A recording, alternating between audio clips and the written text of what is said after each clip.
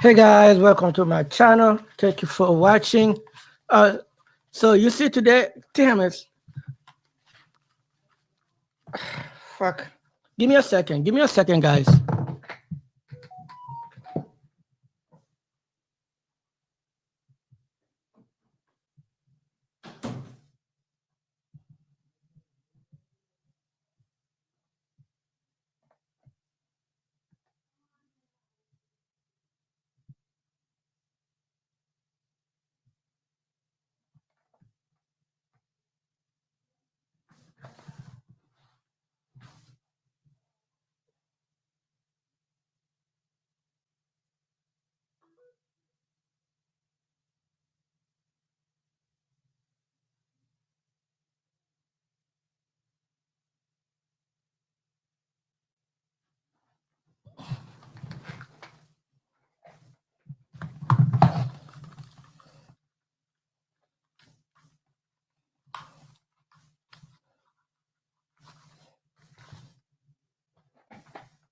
Hey guys.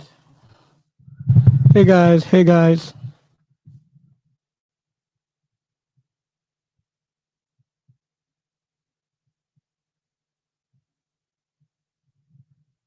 Hello? Hello? Can you guys hear me? Hello? Hello? Can you guys hear me? Ooh, that sounds more clear.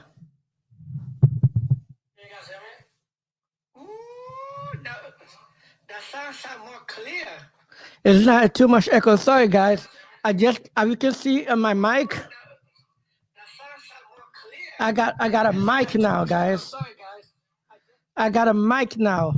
So, you know what I mean? I got a mic. I wish I could turn the camera off for you guys. Look, I got a, not only I got a mic, I have a, I'm trying to see if I can show you guys. There's no light. I got me a little, this, a little roadcaster, right? I got me a roadcaster where I can set up the computer and so I can be legit, guys. So I can be like a real professional um VJs. So how you guys doing today? I know you guys wonder what the hell's Carly doing the podcast so early. I can't really hear myself, but let me see if I can hear myself. Give me 1 second, guys.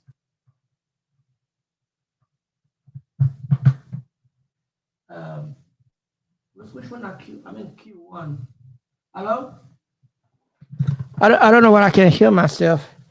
Um, give me 1 second.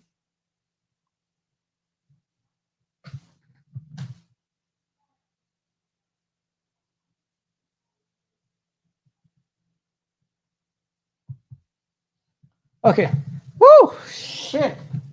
Let me bring my mic down a little bit. Let me bring my mic down a little bit. Yeah. Hello? Hello? Sorry. Can you hear me now? Oh, yes. I can hear myself now. Oh, yeah. Oh, yeah. I'm a real professional VJ now, man. Like, you can clearly see this is no joke. This is no joke. Hello? Hello? Yeah. Yeah. Give a clap a hand for me, man. Oh. Oh shit, you guys can't even hear that. Damn. So what I did was, give me 1 second. Oh. So what I did was, wait, let me see. Can you clap a hand for me? That's loud, sorry. Can you clap a hand for me?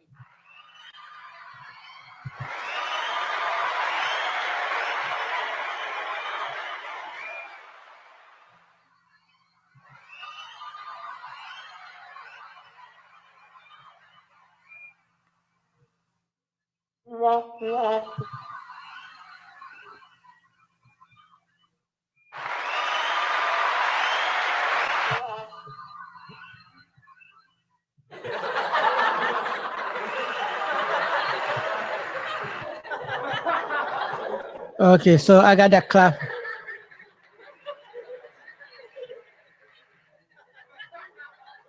Okay, so I got that clap.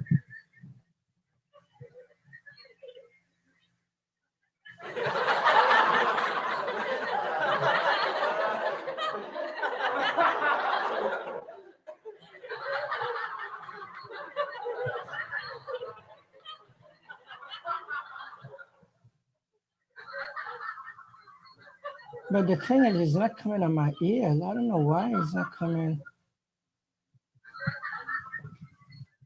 But the thing is, it's not coming on my ears. I don't know why it's not coming.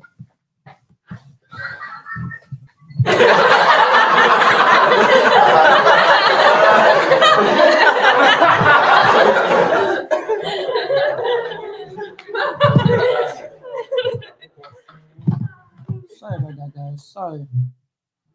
Give me a second, guys. Okay, okay. See, sometimes it take a while to figure shit out. Okay. Okay. All right. All right. We're getting shit together. I'm getting shit together. We try to be a good VJ for you guys. We're getting this shit together. Uh, everything queued properly. Nothing over queuing. Um, uh, and I can hear this. Oh yes. Clap my hand for Carly. Yes, you are a real vlogger now, man. Big up to me. Big up, big up. Um, as you can see in the title, guys, we're talking about one of the most dangerous president according to the West. Um, Mr. the President of Burkina Faso, President Ibrahim Traore. Currently, he in Russia, and let me pull out his image for you guys. Let's share a screen. Um, let's share a YouTube screen. Um, let's tap his name. Ibrahim Traore, right? So we're gonna tap right now, right? Um,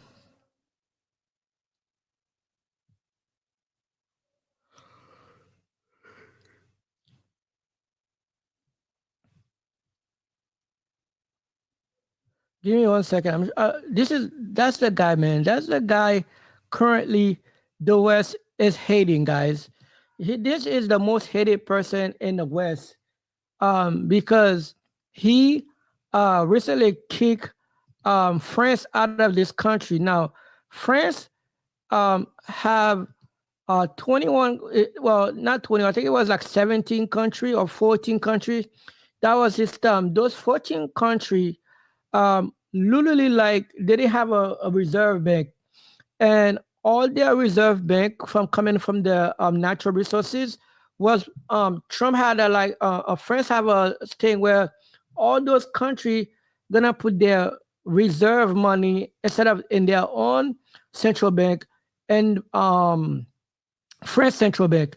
And those 14 countries cannot tell him how to spend those money.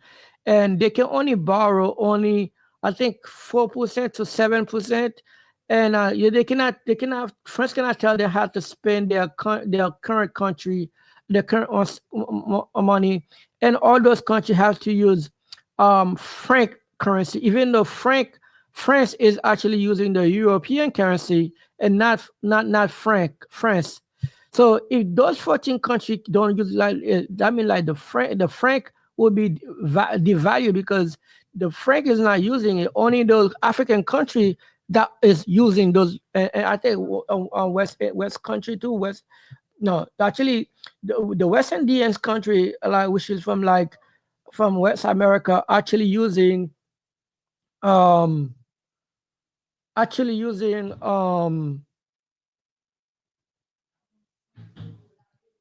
actually using European currency. Let me see 1 second. Um, Burkina Faso, right?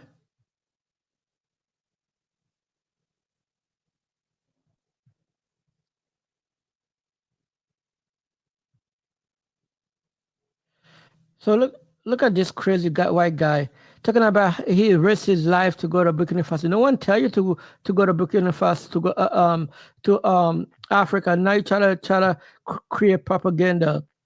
Um, I say that to say yeah. So Abraham Traore, man. Uh, damn, I'm losing track of what I was talking about. So those 14 countries come together. They have to use put all their money because of that. I think it's up to like $20 billion every year that France gets from those from for those countries. Because of that, it help because France doesn't produce nothing. Doesn't produce um, tech. Yeah, they do have some tech company, but they're not good. They don't have natural resources.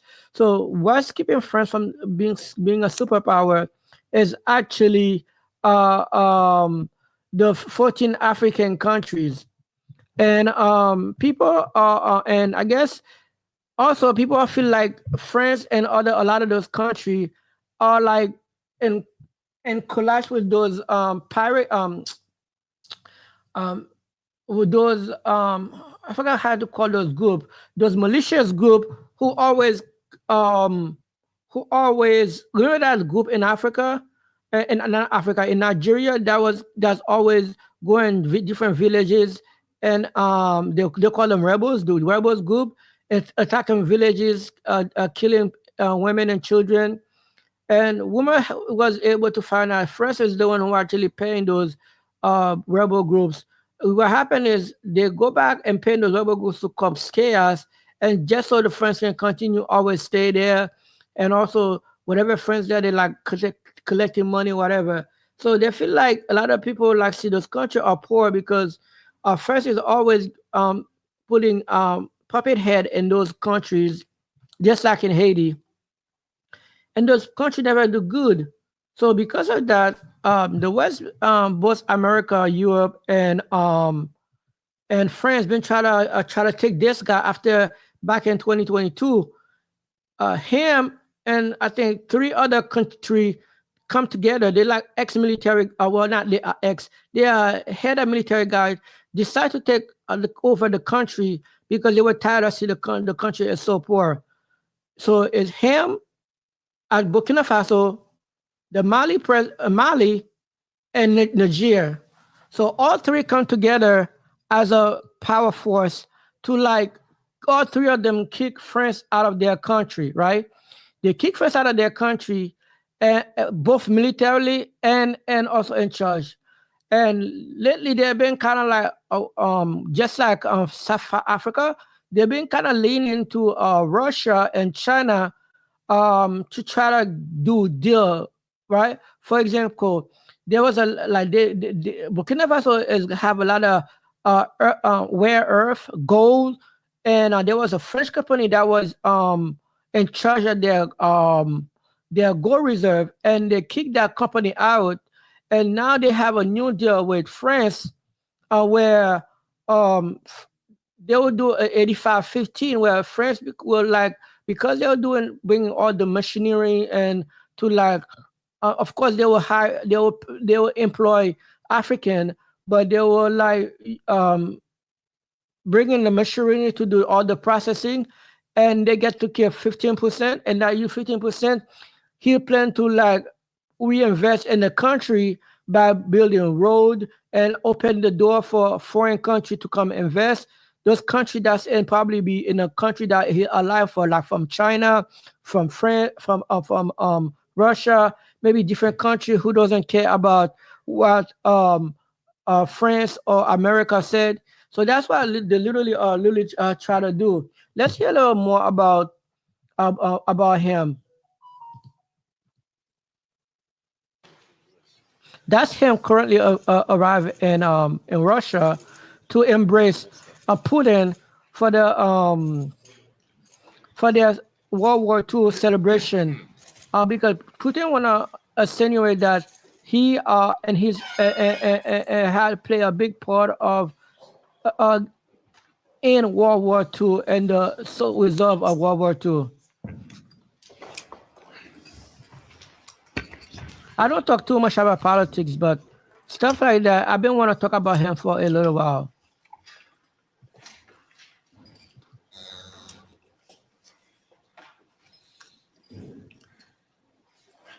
Уважаемый господин президент, Mr. President, friends, we are very glad to see you. And first of all, I would like to thank you once again for making this decision to participate in the commemorative events to honor the 80th anniversary of the victory in the Great Patriotic War. And guess what? So when they invite Burkina Faso to Russia 80th World War II celebration, Burkina Ibrahim Traore was planning on taking his little plane. He do have a little presidential plane. And Russia told them no, because they already did, guess what? 19 attempt of his life. 19th. They already took 19 attempt of trying to take him out. And Russia did something amazing for him. Because he was willing to participate and flew all the way from Burkina Faso to Russia. Burkina Faso, Russia president announced, look, no, don't fly your plane, because they can possibly take it out. He sent his own plane to get him. Not only he sent his own plane, but he also sent the plane with a security fighter jet. For those who understand, most presidents, when they're flying, they also have one or two fighter jet next to them, like both presidents. That's why you see, like when the president fighting, they say, "Oh, it costs a lot of money." It's because they gotta, depending what country they're flying, they gotta move militarily, and so they have a satellite control, like every move. But it also the Trump plane also got either one or two, like F-22 jet following him, just in case instead of an attack, so they can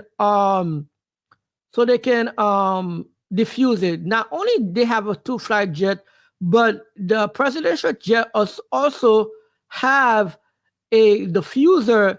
They call it the diffuser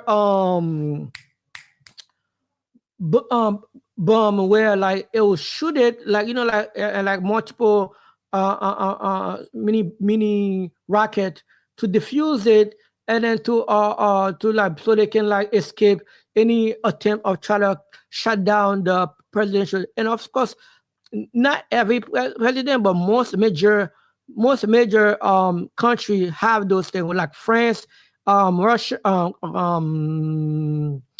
England, of course, like that. But he did that for him. So he spent a lot of money getting Burkina Faso from not Burkina Faso, get Ibrahim Traore from Burkina Faso to Russia. Let's continue. Remember our constructive and useful conversation back in 2023 when you visited our country for the first time to participate in the Russia-Africa Summit in St. Petersburg. This time, your visit to Russia to celebrate the 80th anniversary of the victory is a great symbol, and it reflects the friendly character of relations between Burkina Faso and Russia. And I would like to mention your contribution, your country's contribution to defeating German Nazism and its allies. Some 30,000 Burkinabe fought with the anti-Hitler coalition forces under the so that means like Hitler went all the way to Africa, trying to occupy a country in Africa. Wow. Under the leadership of legendary Frenchman Charles. So that's that. Let's hear some story of why they want to take this guy out. Picasso's current unlisted stock offering is creating new opportunities for everyday investors to join a high-growth company early. Traore just landed in Moscow, not for talks, not for peace, for something far bigger. But why is Russia's most powerful stage handing the mic to Africa's most dangerous man? What is Traore doing there? Let's find out. Okay. The cameras are not solely on its tanks or its nuclear-capable missiles. They're now also on a 36-year-old African president in military fatigues, quietly walking among world leaders in a city where Africa was never meant to, the very stage every year in symbolism. When the tanks roll away, the cameras turn off and the doors close. Because Traore did not just come to march, he came to negotiate, to build, to realign, and to prepare for the war Africa is already fighting, one that is economic, military, and psychological. That war isn't being waged tomorrow. It's already happening. And what Putin and Traore discuss behind those Kremlin walls may shape how it ends. So what was said behind closed doors? Here's a reminder to please like and share the video and subscribe to our channel to watch more videos on Black culture, history, civilization, and identity. Let's continue now. The jets had screamed overhead. The tanks had rolled. The world saw the photos. So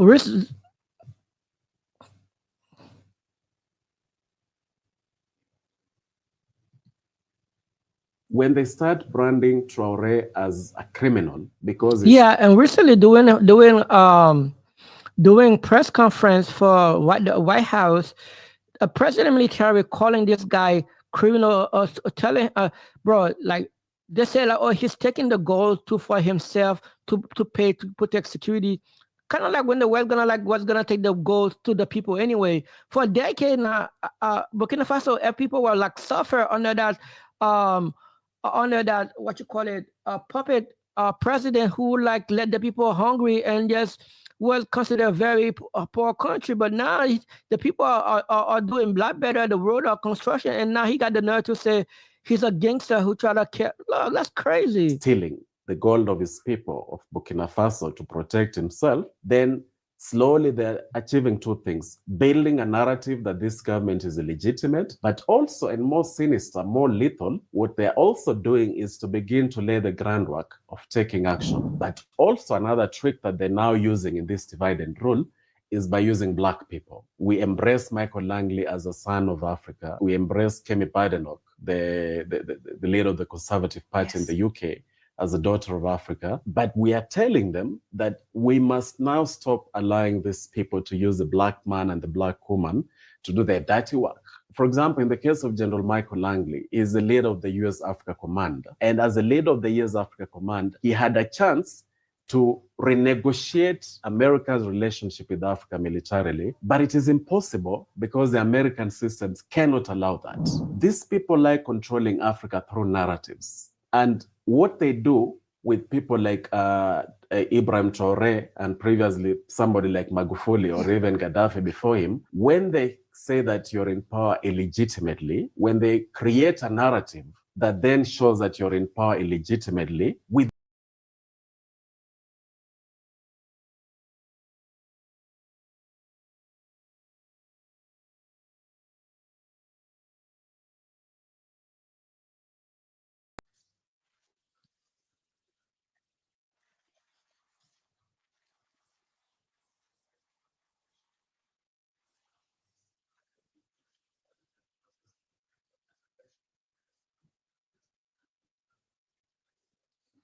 See, they don't want to see that. They don't want to see those kind of stuff.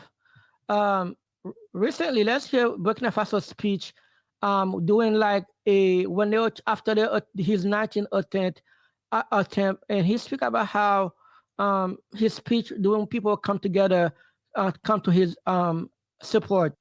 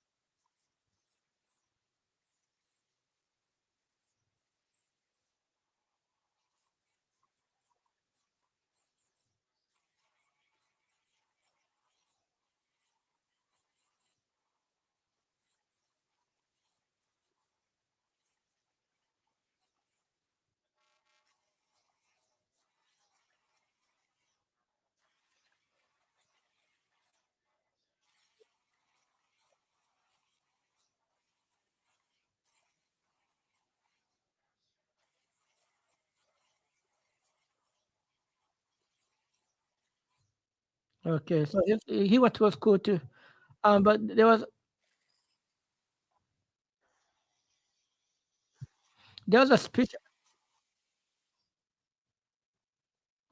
a speech I was looking for.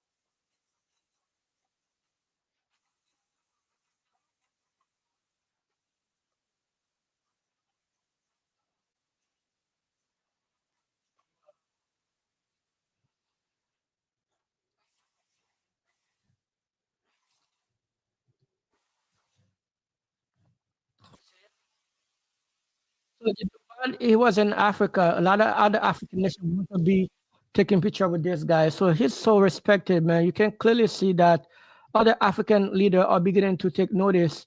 And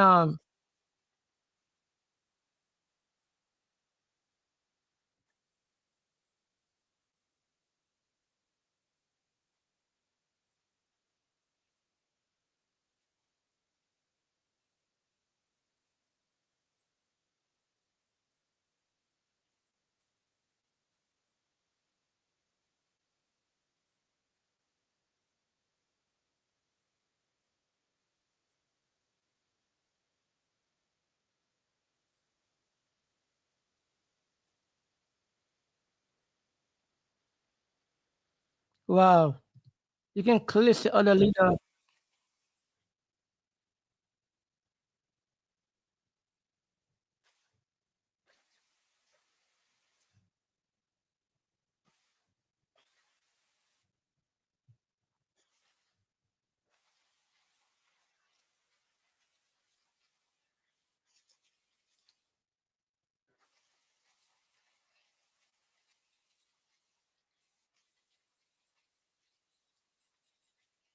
Oh, wow.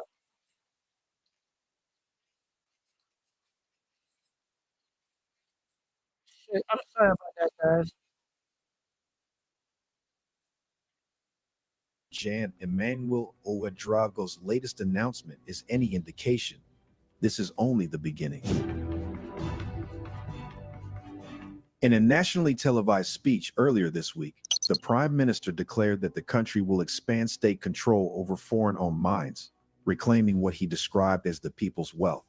His words echoed across the Sahel and into international markets, unsettling foreign investors but thrilling citizens who have long watched billions of dollars in gold leave the country with little to show for it. Ouedraogo said that the country should see more of the benefits of mining in Burkina Faso, not just the consequences that the population suffers. At the center of this shift is SOPAMIP, Société de Participation Minière de Burkina, a newly created state-owned mining enterprise tasked with acquiring stakes in strategic mining projects. In just months, SOPAMIP has already taken control of two major industrial gold mines, Boungou and Wahgnion, previously owned by London-listed Endeavour Mining. At the heart of this push is gold. Gold prices have skyrocketed over 25% this year, driven by geopolitical volatility and unpredictable trade policies under U.S. President Donald Trump. For a country sitting atop an estimated 70-plus tons of annual gold potential, the math is simple. Sovereignty equals revenue. Despite grappling with a brutal Islamist insurgency since 2015, Burkina Faso produced over 57 tons of gold in 2023, making mining one of its most vital economic engines.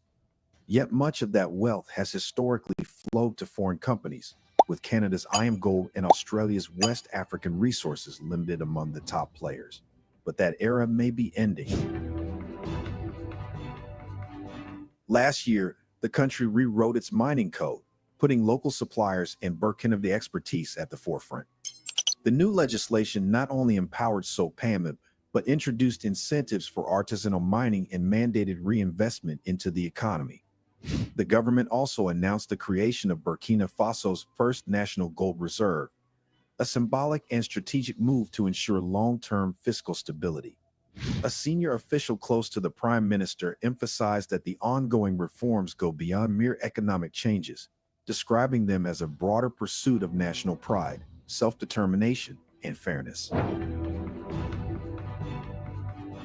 Burkina Faso's shift has drawn comparisons with fellow Sahelian states Mali and Niger, both of which have also pivoted away from Western influence in favor of partnerships with Russia and China. In fact, Burkina Faso recently granted a major industrial mining license to Russian firm Nord Gold, signaling its openness to non-traditional alliances. This eastward turn is no accident. Following Wow.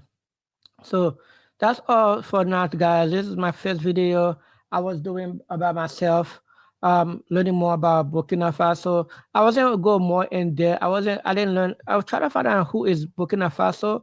I didn't get a chance to type that. Let me see if I can find out. Who is Ibrahim Traore? In September,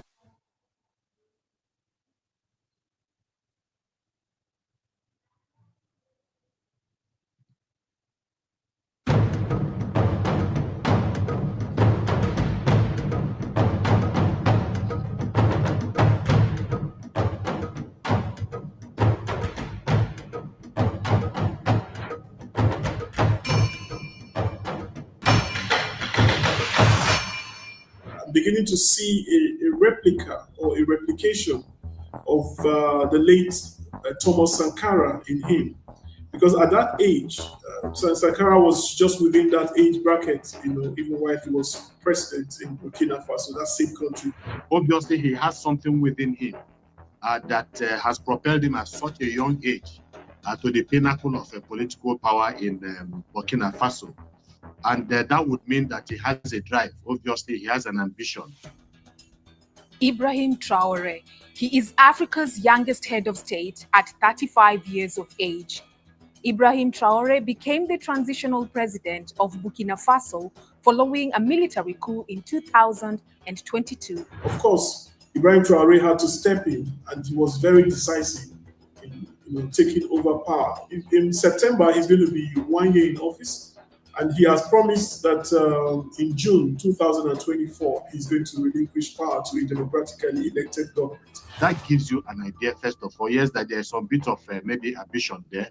But are these personal ambitions, or are they ambitions on behalf of Burkina Faso? We can only know with time. Traore and a group of other soldiers ousted his ex-comrade and interim president, Paul-Henri Damiba, who had appointed him the head of an artillery regiment in the city of Kaya. Damiba himself led a coup against a civilian government of Rochma Christian Kabore 8 months earlier. Both coups were hinged on government failure to tackle armed insurgencies in the country. The issue of coup can be very, very delicate, and people don't understand how dangerous coups can be, especially when you are trying to oust a military government and you are part of that military establishment. The death penalty in most cases is death by firing squad. People say he worked closely with Damiba, his former head of state. And so people could look at it and say, well, that's an act of betrayal. Traore was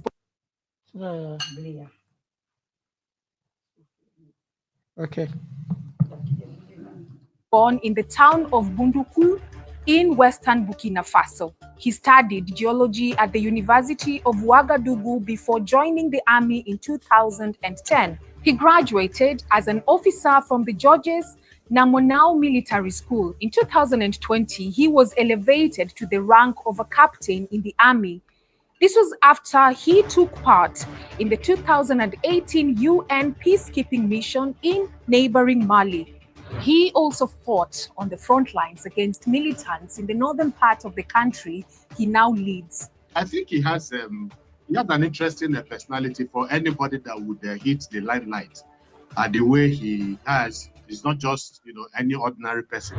Burkina Faso has witnessed political instability and armed insurgencies for years, contributing to the insecurity across the Sahel since 2015. The French army operated in the country since 2018 in attempts to tackle armed groups behind the violence.